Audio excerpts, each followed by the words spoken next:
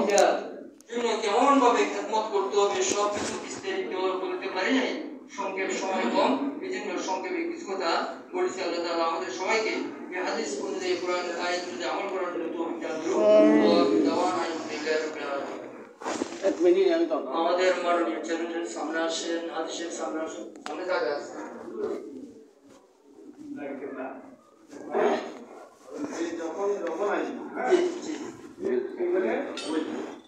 আমাদের কোনো মেহমান বাইরে থেকে আসে, হয়তো তাকে অনার করিয়ে দিলেন, আমি তো মেহমান নেই, বুঝছেন না? আমরা যখন যে যেখানে সেখানে সবাই সমান কিন্তু হ্যাঁ, এভাবে দেখে আমাদের কাছে একটু ভিডিওর মতো লাগে।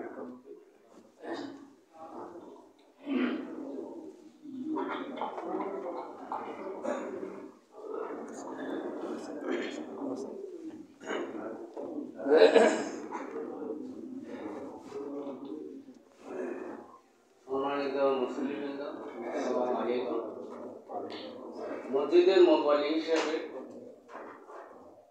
প্রতি বছর দু একবার কথা বলা লাগে, সেই হিসাবে বছরের শুরুতে আপনাদের সামনে একটা হাজির হয়েছে। অবশ্য মসজিদ কমিটি এবং মসজিদ সংশ্লিষ্ট বিভিন্ন ব্যক্তিবর্গ মাঝে মধ্যে বিভিন্ন কথা বলা লাগে, সেটাকে আপনারা নেগেটিভ ভাবে নিবেন না, কারণ মাঝে মধ্যে কথা বলতে হবে ধর্মীয় সামাজিক বিভিন্ন বিষয় নিয়ে কথা, বিশেষ করে ধর্মীয় বিষয় নিয়ে কথা বলতে হবে।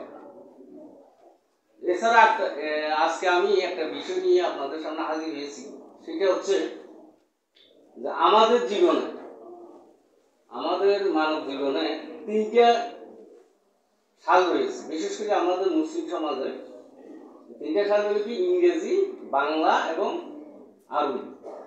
ইংরেজি সাল দিয়ে দুনিয়ার সমস্ত কাজকর্ম চলে, এটা অস্বীকার করার উপায় নেই, সেটা তো পালন করতেই হবে। আর বাংলা সাল হচ্ছে আমরা বাঙালি জাতি, আমাদের এটা পরিচয়, এটাকে কোনোদিন উপেক্ষা করা যাবে না। ইংরেজি সালকে আপনি যদি খ্রিস্টানের জিনিসগুলি ইয়ে করেন কিন্তু অচল হয়ে যাবে। বাংলাকে অনেকে হিন্দুয়েরই ভাব লাগে, সেটাও যদি মনে সেটা বল, কিন্তু আমরা বাঙালি, মুসলমান হোক আমরা বাঙালি আমাদের আসল পরিচয়। আচ্ছা, এই দুইটা সাল গেল, কিন্তু আমার আজকের আলোচ্য বিষয় হলো যে আমাদের আরবি সাল বা হিজরি সাল। হিজরি সাল নিয়ে আলোচনা, কারণ আমাদের ধর্মীয় সালে আমি একটা জিনিস বিভিন্ন ধর্মীয় ইয়েতে দেখলাম যে আরবিতে যে আমাদের যে 12টা মাস আছে, এই 12 মাসে 12 চাঁদে 12টা অনুষ্ঠান আছে, মানে ইবাদত বন্দেগী বলো বা ইয়ে বলো, কোনোটা ছোট কোনোটা বড়, যেমন সবে কদর, সবে বেরাত, ঈদুল আজহা, ঈদুল ফিতর, এই জাতীয় বিভিন্ন আশুরা, এগুলো হইলো বড় বড়। এছাড়াও প্রতিটা মাসে ছোট হইলে একটা অনুষ্ঠান আছে।